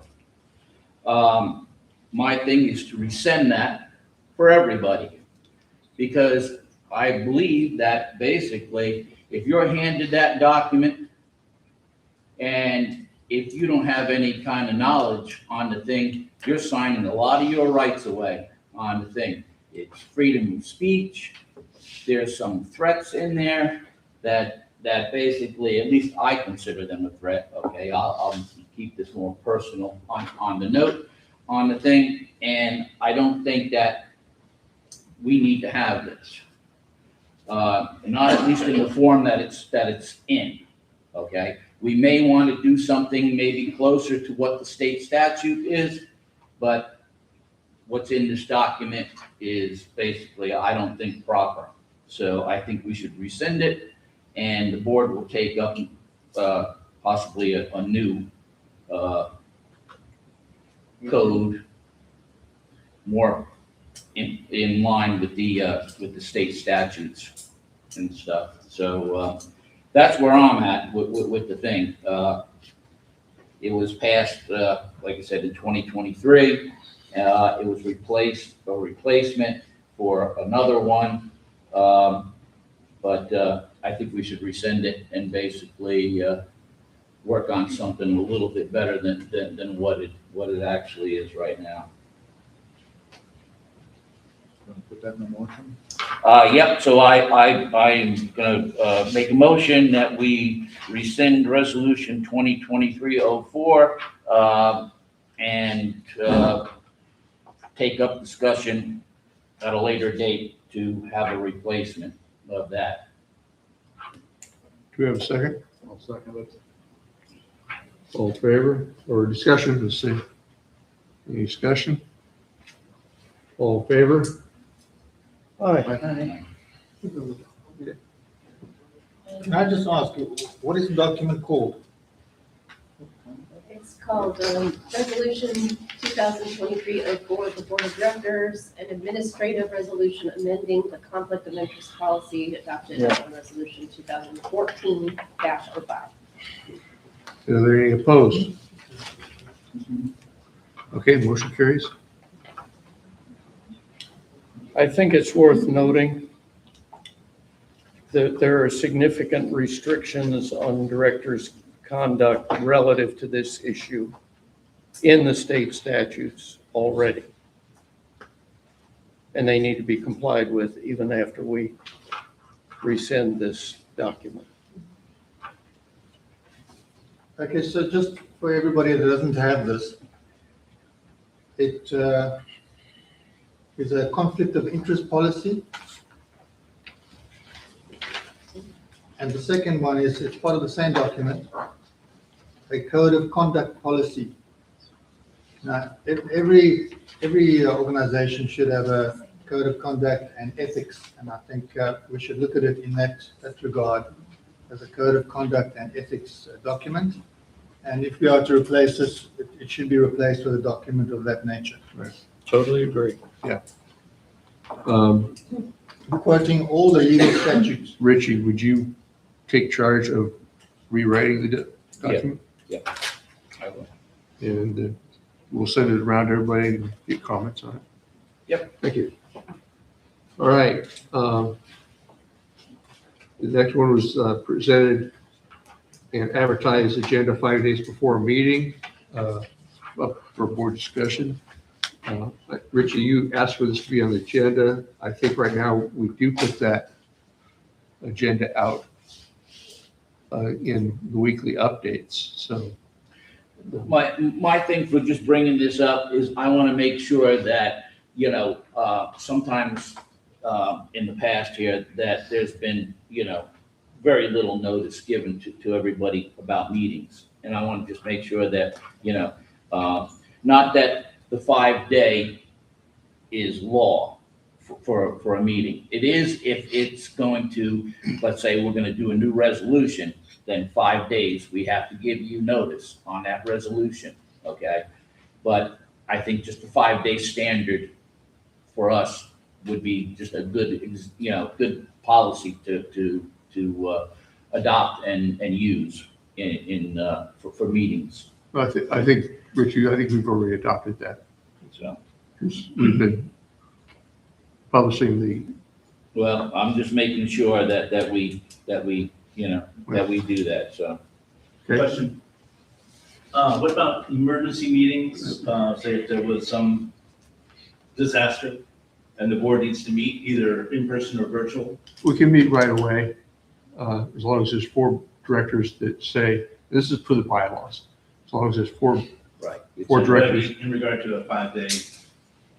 You don't have to have. There's No, you don't have to, that's just for regular meetings. Yeah. And it's also a true emergency. Yeah, you're here. So, all right, let's move on. Richie, this is yours too, the committee's ability to make rules. Yeah, what I would like is, and this would probably go to Jennifer, a copy of the committee's charter on these things. If the certain committees that we do have, if I can get a copy of their charter and stuff like that. Because the only thing is, I just want to make sure that we, as the board, we're the ones that are making the decisions on everything. And I just want to make sure that, we don't get a committee to start making some policies or whatever else and end up in lawsuits like we have one now. So, anyway, so if I can get that, I'd appreciate that. I think that should be a part of all the director packets you're putting together right now as charters for all the committees. Okay. They're all in that room across from the office. I'll say it again. Okay. It's easier to sort of packet. Yeah. That's it. So, all right, moving on to document retention.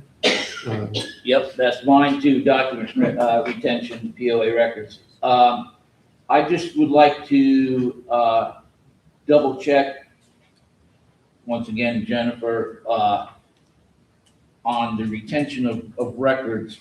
What records do we keep and how long are they retained for? Dawn handed us, so a long time, let's just say a long time, we've had stuff that was in storage for more than 25 years. Uh-huh.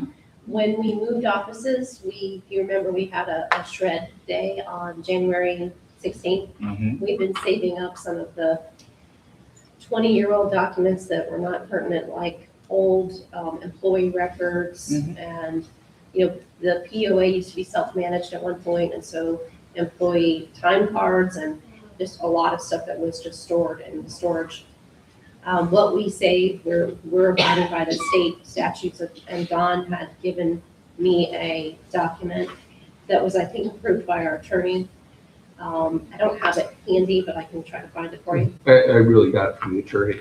You got it from the attorney? Yeah, so we're following all of the state Okay, can I requirements get a for- copy of that, of what we need to maintain? You bet. Okay, and one last thing, and we need to talk about this, and we may do it in executive session though. But I also want to talk to the board about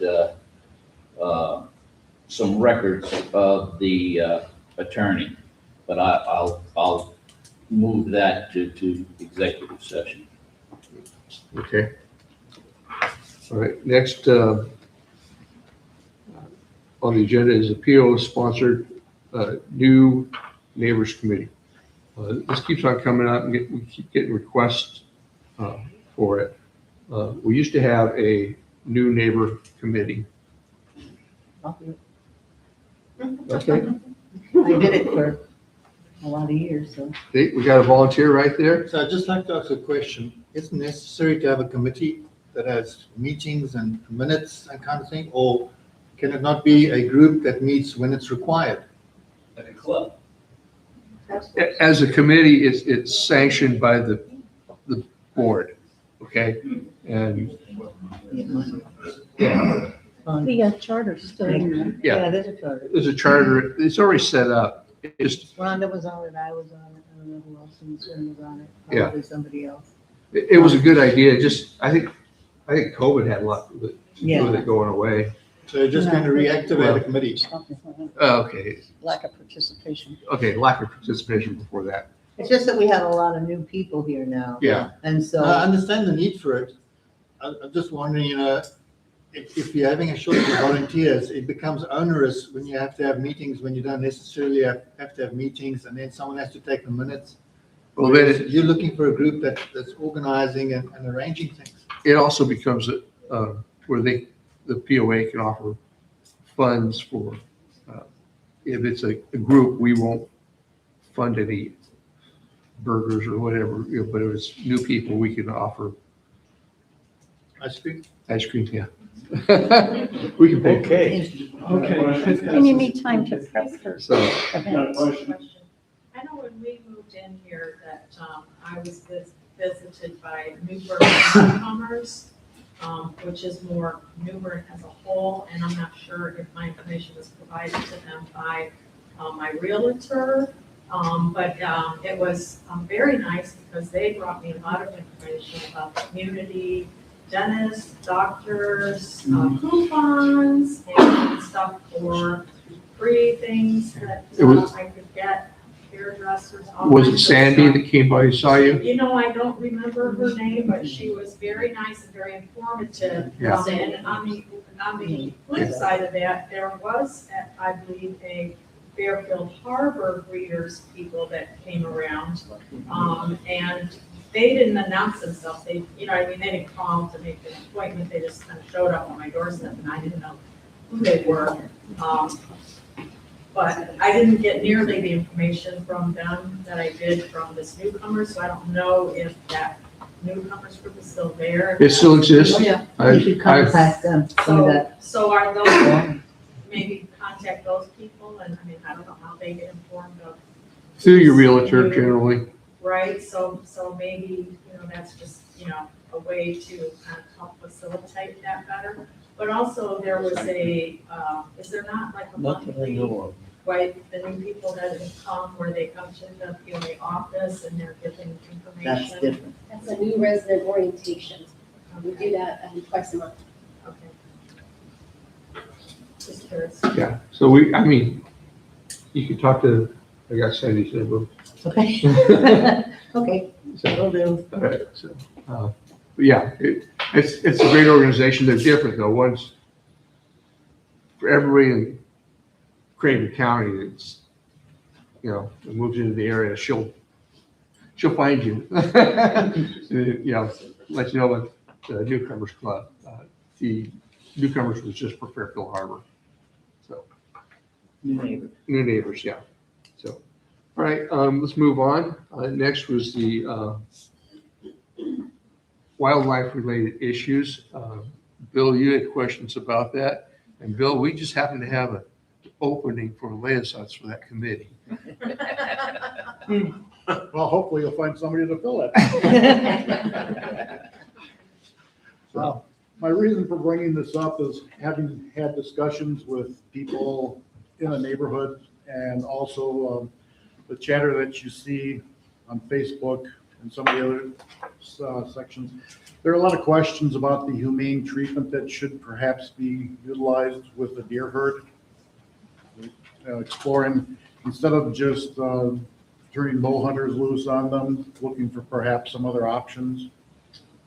Now, I'll admit, I came from a deer hunting family, but you know, I understand the reason for culling herds, but I agree with the concerns that nobody wants to see an animal dropped in their front yard. So it's. Has that happened? No, that hasn't happened. That's never happened. Dick, excuse me. I chaired a wildlife committee for a lot of years here. And there's an awful lot of BS that goes on social media around here that should stop. We had it recently where somebody said that we were shooting deer just in the last month, which is totally wrong. We have a very special singular permit from state wildlife for deer here in Fairfield Harbor, separate from the regular hunting season. We typically run September through February. The end of February, we stopped. There was nobody shooting any deer. There are no firearms used. To date, we have 2 very expert bow hunters. They don't leave things in somebody's yard or out in their street. Now, let's call it like it is. I was made aware, because I don't go on Facebook, because I would go wild. I was made aware of some of the posts on Facebook. And I know where they came from, because we had problems with that individual before. Okay, we're talking about Wally Gilson, who's a little squirrely. Let's. I know you're not supposed to do that, but I had to say it. I went over to that individual's home to try and talk to him, he wasn't home. The wife told me he was at work, he'll be home later. So I did call later, and when he saw caller ID, he blocked me. We wanted to have a sit down to try to make sure that people understand what we do very legally and very ethically. And as long as you have that kind of stuff going on and people accept that garbage on social media, what are we supposed to do?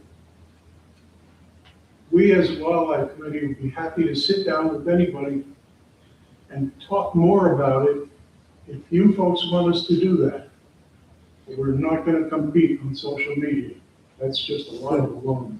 Well, since you're probably talking to the new staff liaison, Okay, fine. why don't we make a point of setting up a time to meet? It's okay with me. Sounds good. While we're on it, there's people that squawk about what we do with the geese too. We saved, by adding eggs this year, we saved about 50 new geese that would be pooping all over the place. And we do this with a license from U.S. Fish and Wildlife. And we follow the directions in the protocol. All right, last As we one. get more information out, we'll be happy to do it. Appreciate it. Doreen? I agree with what Nick is saying. My husband was one of the hunters that was on the Deer Deprivation Program, and you would not have found a more ethical hunter. I can guarantee you that he did not shoot and leave a deer lying dead in someone's backyard. He hunted only at the times he was supposed to hunt it, the places he was supposed to hunt, and I resent some of the posts I see of how they characterize people. That's a worthwhile endeavor by this community to keep people safe if the deer herd gets too large. So I have no problem with that, and once again, I resent people implying certain things about the hunters. Okay, thank you. That's good. All right. Any more questions from the board? All right, at this point, I'd like to move on to questions and answers. Stands on the flagpole. Stands on flagpole. It has been ordered. The manufacturer is very backed up. We ordered it back in May, and it's still not here. So, other questions? Wally? For Lee, what level of service is Ernie and Company providing for the February year end? And have they given you a estimate of when they can deliver it? The estimate of delivery is August. Okay. And level of services, they are auditing, regular audit through February year end. A regular audit, not a forensic audit? Correct. Okay. Okay. At the budget meeting, I asked the Troon representative directly when they would be able to provide a breakout P&L for the golf course and a separate P&L for the point. He said they could do it, but when do you anticipate we'll be able to see separate P&Ls to get a judgment on how the management is doing for those two entities? I have no estimate for that. I've been asking for it myself and will continue to ask for it myself. Might I? But it hasn't been done yet. Might I Okay. ask you then, when you do have a local CPA firm review some of the Troon work, that you ask them to get involved in it? Because we have no way of seeing how the management of the golf course is going, how much we're actually losing there, and ditto for the point. Thank you. Yeah. Any other questions? What does Troon do for us? Seriously, what do they do for us? They cost us a lot of money. The golf, we can't get financials from them. He's been trying for from what I remember coming to these meetings for the last year, I can tell you that we still don't have a pro. I don't know what the status of that is. You know, the one thing is, thank God we have Chris Dunn, because the golf course is in really good shape. Amen. But I don't know, what are they doing for us besides costing us a real lot of money? Good question. Great question. Now, They they, don't manage the community. Food and They're beverage. not doing that. They might say that they are, but they're not doing that. I mean, we've been communicating with them that we need better results. And, But we're not getting results, and they're not answering our questions. They're not answering your questions. And we're just letting it go. We've been asking for how long? He can't even give us an idea of the breakout between what the golf course is making and what the point is making. And this has been going on for years. When is the contract up? It's, yeah, when is the 29, contract up? And when, what are we 2029. doing? I mean, besides calling them and saying, oh, okay, we'll give you another month. Oh, okay, you're not, he doesn't have it yet? When is enough enough? Roberta? At the financial meeting was February 1. I asked, what's his name, Dan? And I was very heated about the deficit that has been budgeted for the golf course. And I said to him, and he didn't like it, but I said, we are nothing but a little fish in a big pond of Truett. Truett has bigger projects, they have much more profitable projects, and we're way down on the totem pole. He didn't like that comment. He said, oh, no, we give you equal service. Well, that's not true. We're stuck at the bottom of the totem pole, and they do not care about us. Just make sure you pay the money. And what leverage do we have if they are not compliant within the definitions of the contract to say, perform or we're done? Do we have a copy of the contract? Yeah, we have a contract. Is there a non-performance clause? I have to call, but I'd have to look at it again. I would review I think there is. Mr. Chairman, question. Go ahead. I have a few questions for you. One is, are we gonna readdress the pool rates for daily use? And not in the foreseeable future. Oh, we're not gonna look at it again all the time? Are you gonna respond to the letter that was sent to you? But what is that? About the pool. Okay. A couple other questions. Are we going to address the new entrance that was gonna be used for the new subdivision to restore it in its original shape? That will And make be, it back to enumerated lots? that will be a topic for this board. Okay. The new area where you're going to place the maintenance buildings, can we get an idea where the buildings are gonna be placed? I imagine that's over by the community center? Is Yes, that correct? Okay. I hope that it's not gonna be placed on enumerated lots, previously enumerated lots. Have you seen the plan to do that? we have not discussed that yet. Okay. Are you gonna bring that back to the membership before you move on it? We have not discussed that yet. Okay. Another question is,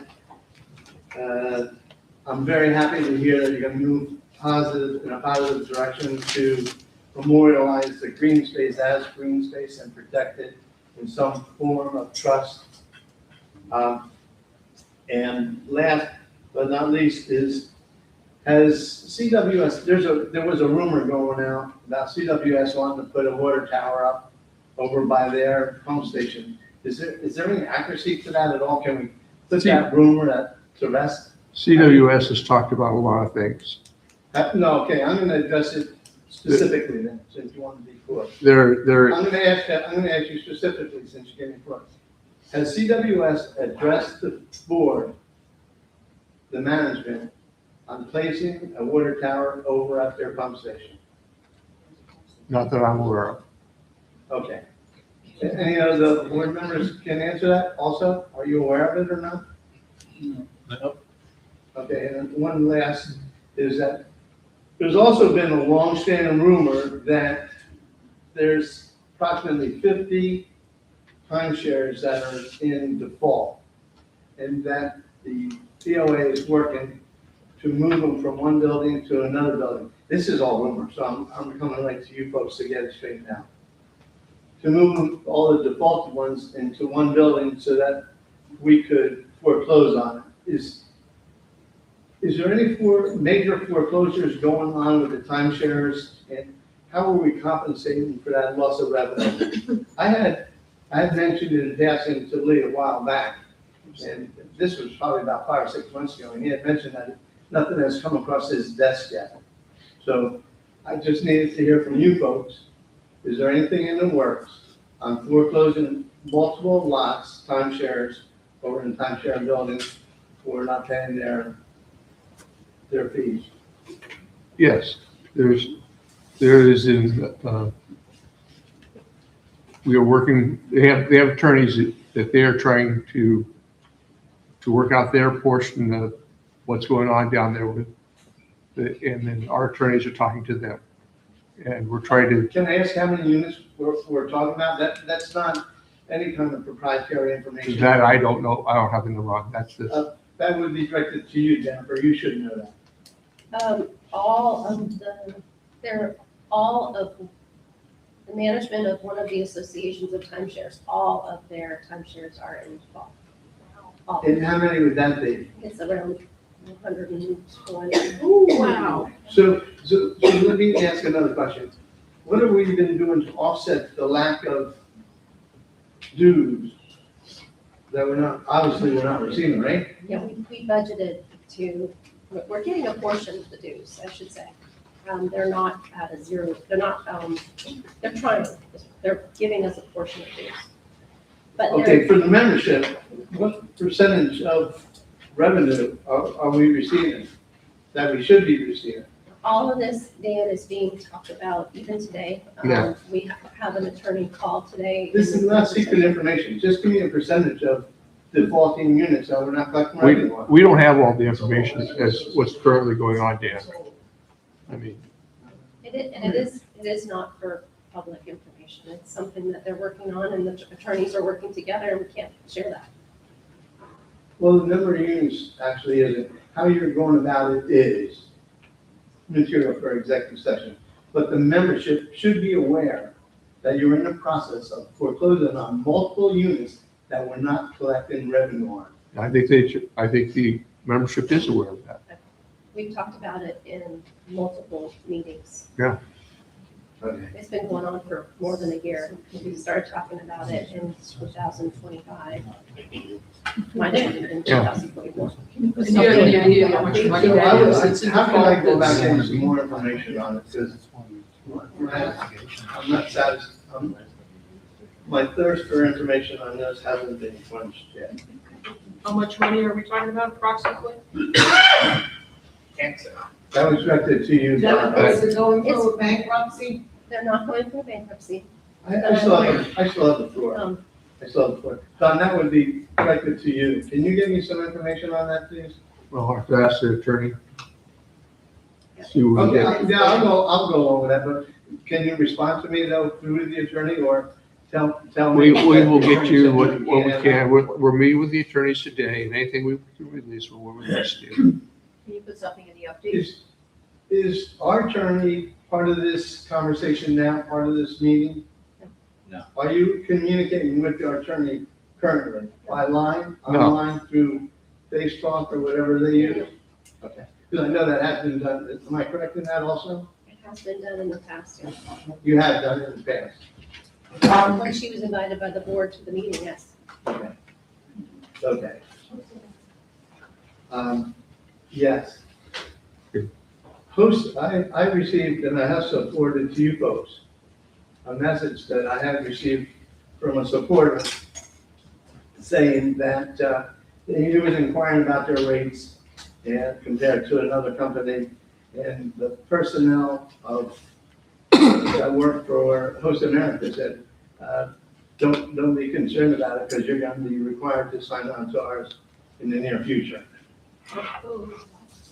Well, I had inquired a little bit. I wasn't getting anywhere with that. So I called Host America. Host America said she didn't know. That's the gal, I guess, up in Raleigh. She didn't have any information on it, but would be happy to find out. And I was very impressed by Host America because she responded to me within 10 minutes and said, no, we are not, but your POA made it. So I'll ask you the question, do you see in the near future or anticipated future that signing on to Host America is going to be required? You can sign up for any ISP you want. I'm sorry? You can sign up for any ISP you No, want. I'm saying, we were going, the question was to Host America, that it would be going to be required for the residents to sign on to Host America. It's not required, no. Or will it be required in the near future or for anticipated future? No, you don't have to sign up with them, Now and in the future. or in the future. Okay, thank you very much, appreciate your Okay. help. Any other questions? CWS, I thought said that they were putting in a filter behind the tower. at the CWS CWS has meeting. talked about doing lots of things. And to date, we have seen nothing. So that's where we stand with that. They've talked about putting a hydraulic pump in there to boost the water pressure. They've talked about water towers. I mean, and then you call them and say, oh, they said a water tower. The guy says, well, we never said that. And then they go back in their engineering books and says, well, yeah, somebody made an engineering statement about, oh, you could put a water tower in there. You could put a hydraulic pump. But these are just internal things that somehow got released out to the public and it was never official from them. So Wasn't it the president who said they were gonna put it in? They hope to within 2 years. They No, hope that to. was supposed to be one of the first getting it. it's a, How often does the board or any representatives from the board actually meet with CWS? And where information is exchanged and documented as to their plans and what's going on versus just roundabout talk that is ever They- followed through on? I've met with them several times in the last couple months, just trying to get, Do they ever provide? they do not have a plan. They They do not. They work on a as needed basis, basically. If it's broke, they'll respond, but other than that, Walt? I spoke with when they came down to our meeting, Mhm. to meet the residents. I spoke with the president and he said they've got plans for 3 years of upgrades Okay. to the existing infrastructure in the works. And I met with my contact Monday, I think, and he promised me I would get a list for projects from today through 2027. Yeah, I have never I seen. get that, you guys will get it. I've asked for lists. I've been trying for 3 years. You Yeah. guys at least open the door. Yeah. You got them to come and see us. We never get lists. They They talk a lot. yeah. Donna was at that meeting, were you at that meeting, Don? This is a sidewalk, sorry. I was not at that meeting, Yeah, he was good. so. Any other questions? All right. At this point, I'd like to recess for lunch, and we'll meet back at 12:30 in the boardroom.